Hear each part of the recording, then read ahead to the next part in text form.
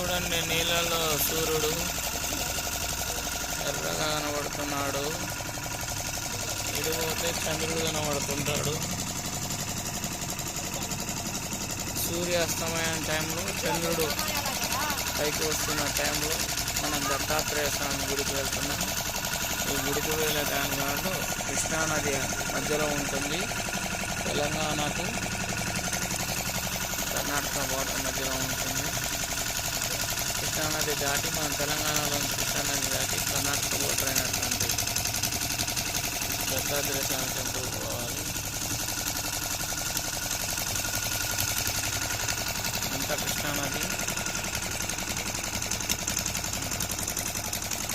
చంద్రుడు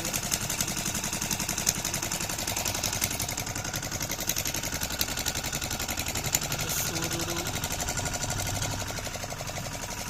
అది దత్తాత్రేయ స్వామి temple.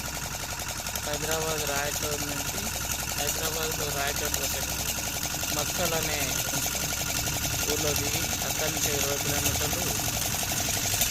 Car సౌకర్యం ఉన్న వాళ్ళకి బాగా వెసులుబాటు ఉంటుంది. ఆటోలు మక్కల నుంచి ఉంటాయి కానీ చాలా తక్కువ. బస్సులు రేరుగా ఉంటాయి. పర్సనల్ వెహికల్ ఉన్న వారికి మాత్రమే అందుబాటులో ఉంటాయి.